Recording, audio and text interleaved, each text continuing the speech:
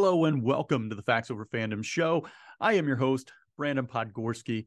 Welcome in. What a great time of a year as a sports fan. I feel like I say that a lot throughout the year just because, I really enjoy watching sports. It doesn't matter what they are. But it's starting to get cool up here and where I'm at, northern Indiana. It's starting to get cool, starting to get wet. So we know we're going to be stuck in our homes for the next few months. And we have got playoff baseball right now. Football is in full swing.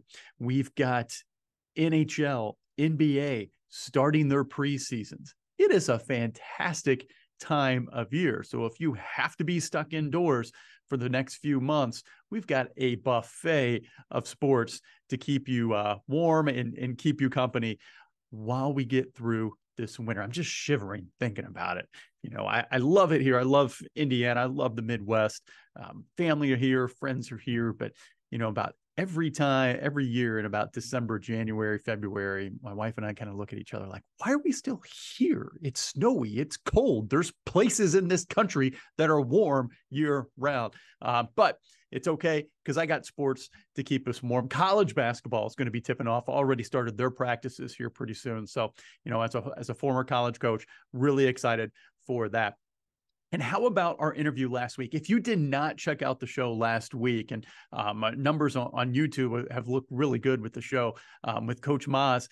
Amazing interview. If you're a parent with a student who might have an opportunity to play at the next level, whether it be D1, D3, NAI, whatever it be, JUCO, if you're a student thinking about playing at the next level, if you're a coach and you've got a player that you think might be able to play at the next level, you have got to check out last week's episode. Amazing interview with Wayne Mazzioni, who was a D1 college coach for a long time. He now runs recruiting seminars and helps kids get recruited. There's so much maybe misinformation out there with, and I don't know the difference. You hear that in the media, misinformation, disinformation. I don't know the difference. I'm just going to say it's misinformation. I don't really know. I don't care. But you got a lot of misinformation out there on, what it takes to get recruited and what do you have to do. Go back and listen to somebody who actually did it. His livelihood was recruiting. And don't get it wrong. I mean, you got to coach and you got to win, but part of that, you got to get in players. And as the old saying goes, it's not about the X's and the O's, it's the Jimmies and the Joes. And you have got to get players into your program. Well, that's what he did. And now that's what he's doing, helping people get recruited. So go check that out. You can listen to our podcast. Spotify is kind of the preferred place for the Facts Over Fandom podcast. But you can check us out on Apple, check us out on Google, Amazon, all those places. And you can go watch us on YouTube. Now, I understand I am a one-man band. I do not have a team of people helping me out here. I do this show for about 35, 40 minutes a week when I have some time outside of work. And I wish I was a creative person where I could put up overlays and all these other things onto YouTube and Rumble where you can watch us there. But I understand it's just me. However, it's a good place to go. I think YouTube is the second largest search engine in the world. So you can find a ton of great information. And that's what I hope with this show that we're doing. We're giving you good information. Part of it's vain because I enjoy talking about sports, but this show, we're looking at the intersection of sport, business, culture. So how can I explain the why behind what happens in sport? And that's what I hope you get out of this show. So today's show going to be maybe just a little bit different. We're not going to necessarily explain the why, but maybe kind of explain a little bit more of the how. So we're going to talk about leadership in sport. And this is something that I could do an entire podcast on, is leadership in sport. But what I want to do with today's show, especially if you're in some type of management leadership position, or, if you're a coach, we're probably looking at it more from the view of a coach. I want to talk about leadership and a little bit about leadership theory. It's something that's very interesting to me. I've taken tons of sports psychology and leadership classes, both in undergrad and through my master's. And right now, working on my doctorate is in sport leadership. And, obviously it's not as important as people who are researching things, whether it be, I don't know, economics or, biology and curing cancer and all that. But, there's there's kind of an art and a science to leading teams. And while I might not be that person who's making groundbreaking research on stuff that's really important, that's going to affect society, you do need leaders in these organizations to kind of assemble the troops, rally the troops, and get them all marching in the right direction.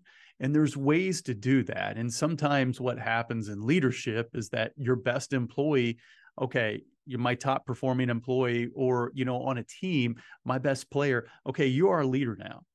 Well, are they equipped to be a leader? Are they going to do more harm than good? I've had this as a coach, and I was talking about this in one of my classes just yesterday, where I had a really good player that we coach. This person was an amazing player, went on to play professional basketball, but a little introverted, not so much to where they couldn't speak or where they were afraid of being around people. But, when they were on the court, pretty quiet, just went about their business, played really well, and that was it. Putting leadership, and I'm being vague with the terms. I don't want to call this person out. I've coached both men and women, so I don't want to say names. I don't want to say what gender. I don't want this person to be called out, because they would probably know who they are. But amazing player, amazing player. Just as a leader, I don't know if they could handle that burden. So this person led by example. Working hard, doing the right things, but they were not a vocal leader. And to put the mantle of team captain or leader onto this particular person would have been really tough. I think it would have hurt their play, just because that would have been too much. So there was another person on the team who was a good player, not as good, but good player, did the right thing, and accepted that mantle of leadership, right? Not our best player, but somebody who worked hard and other people on the team looked up to. And they were the one who, hey, that probably needs to be our captain, right? And it took pressure off our best player. They could just go out and play. And that other player who liked leading the team, it was a natural fit for them, and we played really well. And we had a couple of years where we were a really doggone good team, nationally ranked team. So that's what we're going to be talking about today. Before we get into that, though, I always want to say a special thank you to our friends at Crossroads Shirts. Right? I want to bring up Crossroads Shirts here for us, and just check out the promo code that they've got going on with Crossroads Shirts. There they are, Crossroads Shirts. Go to crossroadshirts.etsy.com. That's CROSSROADSSHIRTS, Crossroads Shirts.etsy.com. Use the promo code FOF10, FOF10. Use that at checkout. You're going to get 10% off your order. They've got shirts for schools. If you're a runner, an endurance athlete, they've got shirts there.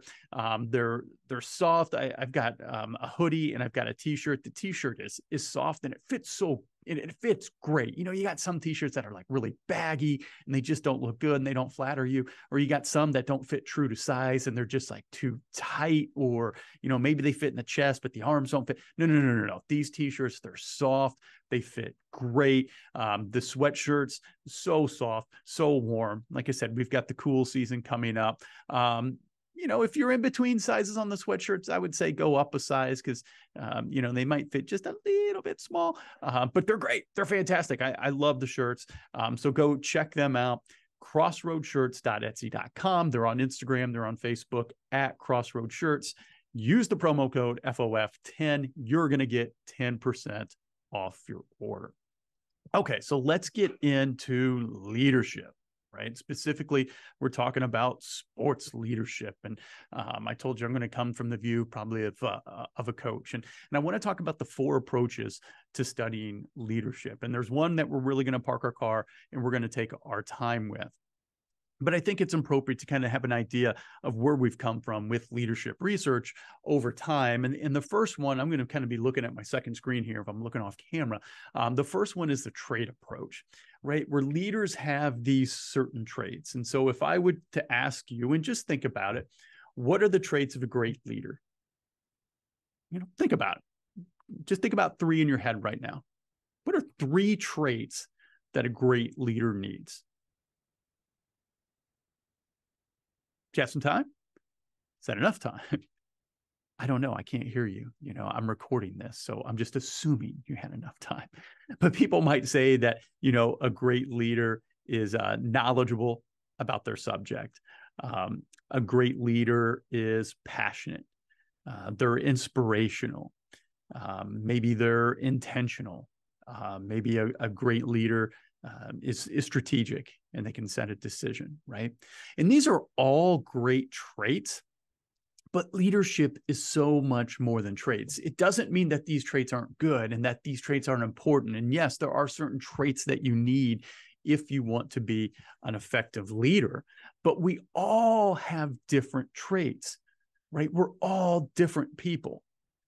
I know for myself, I like working one-on-one with people. I'm really good individually with people. If you would put me in a crowded room and say, go work the room, I would struggle with that. Now, I can give speeches. I can connect with people individually, but I'm not that type of person who's going to go and work a room and get 100 business cards before I leave. I also know that I'm not the type of person that's extraordinarily affectionate. It doesn't mean that I don't care about people. I care deeply about people. I just I don't know how to show it very well. I get uncomfortable with showing it. And so, as a leader, if I'm put into a situation where I have followers who need more affection, who need constant affirmation, I'm probably going to struggle in that type of situation. So I'm going to need to know going in, what do my followers need and how can I best help them? So, I've got traits that would probably line up really well working in sport. In my experience working in sport, I'm working with people who are highly intrinsically motivated. So they don't need a leader to be looking over their shoulder or necessarily, making sure that they get their work done. So that would line up perfect for a guy like me. So I've got traits that work really well in some situations, but not all situations. So that's why we can't say, hey, as a leader, you've got to have XYZ traits, and then that makes you a good leader, right? Because we're all different. We're all individuals. So, you can think of some characteristics that are common in great leaders, but there's no particular set of personality traits that make somebody successful. Right? It has to kind of match up with the situation and your followers. So, the trait approach, and then also with the trait approach, one of the things that came about through leadership research, and we're talking about pre-1950s, is that there was this idea that great leaders were born, they're not made. You're just born a great leader. And a lot of that came from because great leaders are charismatic. You have to be a charismatic, outgoing personality, and that's what's going to make you a great leader. Well, why did that change in the 1950s? Well, coming out of World War II, there was a pretty eccentric, charismatic leader in Germany at the time who I don't think any of us would say was a good, effective leader. Took over a country, became chancellor, didn't use that power well, obviously. And so just because you're charismatic doesn't mean you're a good leader. Think about cults. Would you say Jim Jones is a good leader? He got a lot of people to follow him all the way down to South America, followed him to death, right? Although what happened at Jonestown, I think, is greatly distorted. It wasn't so much a mass suicide as much as it was more of a slaughter. So he was a charismatic guy. He got people to follow him. But was he a good leader? I don't think so. He certainly wasn't an effective leader for taking people to better heights. right? So we've got to be a little bit careful just saying, yeah, great leaders are born, and that person who's charismatic, they're the ones who need to go be your leader. Same example, I was talking about my basketball team, right? We had to find that leader who was a little bit more outgoing, but wasn't the most charismatic person in the world, I would say. Same thing with our best player. She certainly wasn't charismatic, but she led in the way that she went about her business, and other players saw that, right? So be careful with that thought that your leaders have to be really outgoing. What you want to do is find a leader who fits your situation, or as a leader yourself, sometimes, this will probably be my dissertation, is looking at sales departments in sport. And we make that person who's that top seller, we make them the manager and the leader. Well, they may be an amazing seller. It doesn't mean that they're a good leader, right? So we need to train them on leadership. So that's number one. That's the trait approach. Number two is behavioral approach, where we look at behaviors, not traits. What are the behaviors of effective leaders? Do effective leaders, are they the first ones in and last ones out? Right? Do they focus on building relationships? Right? Or do they let people just kind of do their own thing? Right? And so leaders in sport, when we're talking about instruction and evaluation, effective coaches, they focus on the positive while providing clear feedback and technical instruction. Right? So, if your behavior as a coach is just constantly negative, especially with today's players, we're finding that doesn't work. It doesn't mean that everything is positive. And what you want to do is make sure that you're praising effort, especially with youth athletes, right? It's different as we get to elite athletes and pros, but your behavior there is that, we want to be known as a coach who's positive and is going to help you learn a skill. And especially, like I said, working with youth athletes, and I'll say, youth through high school, we're rewarding effort, not so much outcome, right? Especially, early in the year where you're learning new strategies, you're learning new skills, they're not going to get it right away. So it's a process, and let's continue to encourage them, because if everything is negative, what players start to do is that they have fear of failure. Now I'm playing because I don't want to get benched. I don't want to get yelled at. I don't want to get in trouble. And what happens is they can't play as loose. Muscles start to tension. They don't play as loose as they would somebody who's relaxed, And now with that, though, we've got to be a little bit careful. When we're talking about with elite athletes, though, it's a little bit different. They want a little bit more kind of autocratic style, and they want coaches to challenge them and coach them because they want to get better. You think about like the average NFL career is 3.5 years. Man, I don't have a lot of time to make my money. Like, I need you to get me better. I need you to get me better right now.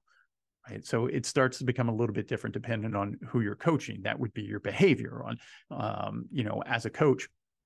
But, for the most part, and again, I'm not saying that everything has to be positive. If players are disobeying you, if they're breaking team rules, if they need discipline, then obviously you have to give some negative reinforcement there, right? If you've been working on a skill or a strategy for a long amount of time and they're just not getting it, there might need to be a little bit of negative reinforcement there. Now, it doesn't mean you're nasty, and it doesn't mean that you berate them and you're sarcastic to them or anything like that, but you do what you think is appropriate in that situation to move that player forward. So that would kind of be your behaviors, what it is that you actually do. So trait, who you are, behaviors, what you do.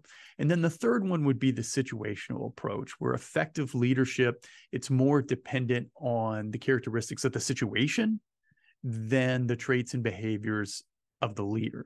Now, this approach isn't necessarily widely used. So it'd be kind of like, I'm acting different in one situation as opposed to the other.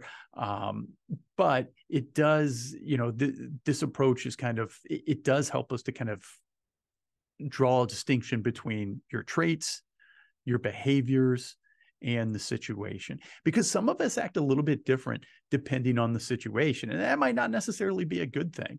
Maybe we're trying to pose a little bit. Maybe we've got a little bit of imposter syndrome. Maybe we're in a situation where we don't think we really belong there. Maybe we're in a job that we didn't think we're qualified for, but somehow we got it. Right. And we try to act different than what we really are to try to fit in or try to perform. And maybe it ends up hurting our performance when really they hired you for who you are, right? They didn't hire you for what they think that you need to be. They hired you for who you are. And so sometimes a situational approach, it's not the best approach to look at. An example of a situational approach to leadership. You kind of take a guy like Dennis Rodman, who as a follower, when he was on the Pistons, 6th man of the year, amazing defensive player, obviously amazing rebounder, right? And he did not need the mantle of leadership. He had really strong leadership. So when he was with really strong leadership, he performed great when he was with the Pistons. But then he goes to the Spurs, and when he's counted on to be the leader, can't handle it. Right. So with strong leadership in that situation, toes the line, amazing player. When he's counted on differently to be the leader and be the star of the team, kind of breaks down. And they had good leadership. I mean, they had good players, your Robinson, Duncan, those guys. But it wasn't that strong leadership situation that he had in Detroit. Leadership in San Antonio is a little bit different, maybe a little bit more hands off, maybe a little bit kind of kinder, gentler, right? And that isn't what he needed. He needed strong leadership. And so you saw he got in some trouble in San Antonio. The hair starts to get dyed. He starts doing crazy stuff off the court. He's getting in fights with players on the court. And then he goes to Chicago, where you're with the ultimate alpha dog in Jordan. He's still Dennis. He's still Dennis Rodman. But you got Jordan as the alpha dog. You got Phil Jackson as a guy who understands that, Dennis kind of needs to be Dennis, and I'm going to give him a little bit longer leash. And he starts to come back into the fold a little bit. And then they go on and win 3 NBA finals, right? So that would be situational leadership there. And then the last one, the one that I want to park my car on for a second, and I want to share this with you. This is, and if you're checking us out on YouTube or Rumble, you can see this, right? This is the interactional framework for analyzing leadership. And I came across this a number of years ago when I was doing some research and writing a paper. And I've come across a lot of theories with leadership. And this is the one I always come back to that I think really explains leadership the best. And if you're watching on YouTube or Rumble, you can see this. If not, you're listening. We've got a Venn diagram where think about 3 circles. We got a circle for the leader, we got a circle for the situation, and we got a circle for the follower. Right? And they all come together and connect together, where the leader, follower, and situation all connect together. You got leader and follower connect together, and leader and situation connect together, and follower and situation connect together. And when we think about leadership, again, there's this thought great leaders are born, they're not made. Well, that's not true. Well, great leaders, they have all these traits. Okay, well, as I talked about, that's not necessarily true. Well, great leaders, these are the behaviors of great leaders. Well, maybe for some, but not for all, right? Well, it really kind of depends on the situation if somebody's going to be a good leader or not. Maybe, but not necessarily, right? Because they all need to come together because all of these affect leadership. So the interactional approach, where the implications on this is that, one, there's no set of characteristics that ensure successful leaders, right? Characteristics are important. You wouldn't want to be somebody who comes into work every day, like with Eeyore as their spirit animal. I'm like, okay, guys, let's make it through, let's just get to 5 o'clock and thank God it's Friday. You can't have that. Right. But there's no one set of characteristics that ensures a successful leader. And so effective leadership styles or behaviors, they have to fit the specific situation and understand that leadership styles can be changed. So I want to go back to the Bulls and Michael Jordan. And if you watch the Last Dance documentary, when we were all home for COVID that summer, one of the things they talked about in there was a situation where Michael Jordan and Steve Kerr get into a fight in practice. So, Phil Jackson kind of like purposely was having Steve Kerr guard Michael Jordan really hard in practice, and Phil Jackson was making bad calls kind of purposely, and Jordan took umbrage to it and pushed Steve Kerr in the chest. Steve Kerr comes back and hits Jordan, and then Jordan comes back and clocks Steve Kerr in the face, right? And I think Phil Jackson was doing it as a way to kind of get Michael used to tough play and unfair play, because back then you had the Jordan rules. I mean, they talked about it, I think, in the Pistons documentary, the 30 for 30, where guys were going to play Jordan really physically and really tough. I think he was preparing Steve Kerr for what's going to be expected to be on a team with Michael Jordan. Like, you couldn't be some kind of, kindergarten teacher coming in the Bulls. I mean, you had to be tough, and you were going to have to go challenge the king. You were probably going to lose, but you need to go challenge him and show that you could take what he could dish out. And so I think he understood his players, and, needed Steve Kerr to understand that he was going to have to challenge Michael to get Michael's respect. And I think Michael needed to see that Steve Kerr wasn't going to back down in order to respect him. And so I want to concentrate on Michael Jordan. So in that situation there, you're taking on the alpha dog, and Jordan is getting frustrated because of this, because of bad calls are being made. And then obviously Steve Kerr kind of gets into his face, right? And won't back down from him. And so Michael, being the alpha dog, well, hey man, I'm coming back. Like, nobody's going to disrespect me. Like, this is my team. We're going to do it my way. And I'm just going to see how tough you are. Right. So Michael comes back at him. So as the leader in that situation, alpha dog, hard charging competitor will win at any cost, outside of cheating. Right. And demands everybody give the same amount of effort that he gives. Tom Brady was the same way. There's famous stories of him getting into the facility at 5 a.m. before anybody else, and kind of giving guys the looks and stares that you better get on my level, right? So Michael Jordan has all these traits as a leader, right? And so we look at the situation. Is that appropriate for that situation? Well, in pro sports, I'd say, yeah, because, guys are trying to win championships. It's really hard to win a championship. You have to be tough. And if you win that championship, I mean, it's your dream as a kid to win a championship. But two, there's so many great things that come with it, and so much more money and endorsement opportunities, right? Fame. So in that situation there, you can't be melancholy. I mean, you have got to be tough. And I think professional athletes understand that. And professional athletes are used to being coached hard, and they're used to sacrifice, and they're used to kind of playing the role that they need to play. So a leader in that situation who's hard charging, I would say that makes sense. So we got the leader and situation right. Well, who are the followers? The followers on that team for the Bulls, they understood Michael could get them to the promised land, in that he's going to be the guy that we count on to score. He's going to be the guy that we count on to make the last shot. And I'm willing to give up a little bit of scoring, a little bit of fame, a little bit of being the all-star, even though I'm one of the best players in the world. I'm willing to give that up to follow this guy, because he can take me to where I want to go. So in that framework, Michael Jordan's leadership worked beautifully, right? Won 6 NBA titles, 6-0.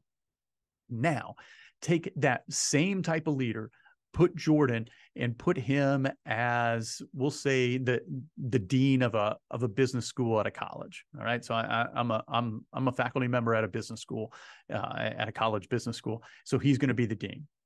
Okay?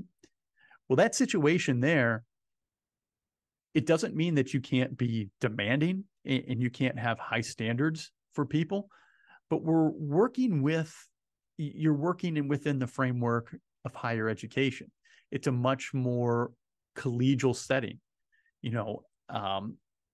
you might be dealing with faculty members who are very accomplished and advanced in their field. So they don't feel the need of having somebody constantly kind of ride them or demand these high things of them, because they may be working on things that don't necessarily have much to do with the particular dean, where the dean will benefit if, the faculty members bringing in big grants. So it might be best kind of be a little bit more hands-off, right? And thinking about the followers, in a professional setting like that, everybody has their own individual motives. We've got our own individual majors and our own individual classes that we teach. We work together for the benefit of the students, but for the most part, your work is a little bit more individual. So you're not being asked to sacrifice a whole lot for the good of the team. If you work really hard individually and do good things for your students as an individual, it's going to help the school as a whole. So a leader in that situation is more kind of looking, how can I support your initiatives and what you're doing? How can I come along beside you and kind of help you advance these things? Because the more that you advance and you help with students, the better it's going to be overall for our department. You wouldn't want to have a leader in that situation like Jordan coming in and ready to fight people because they're not doing things his way, right? Because you're dealing with professionals in their field at that point right there. Right. So a leader like that wouldn't work. So if you had a guy like that in Jordan coming in to be a dean of a business school, he would need to recognize, I need to take a different approach. I can still be myself, and demand the best and be hard charging and worry about results. But at the same time, I need to take a little bit softer, a little bit more collegial approach. And if I do that, I'll probably have better backing from my followers, because that's what the situation calls for. So that's why I like this interactional framework. And in you as a leader, you have got to understand yourself. You got to understand where you're strong, where you're weak, and how that impacts the situation and the followers. And if you can't make those changes, and you need to get people around you who complement some of those things and help in those areas. So that's why I think the interactional framework is probably the best framework for leadership. So think about that, as yourself as a coach. If you've got a team that you're coaching, what traits, behaviors do you bring as a leader? Is there anything that you're missing? Do you have any weaknesses? And if you do, find an assistant coach who can help you with stuff like that. As an assistant coach, I was really good at building individual relationships with players. So if I saw our coach is kind of worried about the team as a whole and kind of in practice coaching the team as a whole and doesn't really have time to instruct individual players, I knew my role is to kind of bring players aside individually. Hey, how you doing? Let me help you with this thing here. I know coach kind of got on you. Let's try it this way. You can do this. You do have the ability. Let's just practice. Let's get it right. All right, great. Now you got it right. Now go back out there and do it. Right. And kind of help pick them up. So where head coaches are kind of thinking about the broad picture, I think as an assistant, you've got a really unique opportunity to help individually with players, and having those individual relationships is just so important in sport, and knowing your players as individuals is just really important in sport. And I understand as a head coach, it can be hard because you're almost like a CEO and there's so many other things you have to worry about. So, have good assistants who are going to not undercut the coach, right, but help support the coach by supporting the players really well. So there's kind of an overview, a short overview on what leadership might look like in sport. Stay tuned for the Uncle Brandon segment coming up right now. But let me hit you with some knowledge.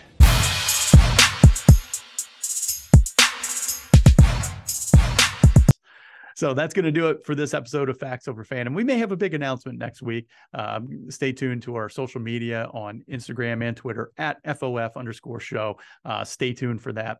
Otherwise, as always, love God, love each other, be a good sport. Have a great weekend. We'll see you next week.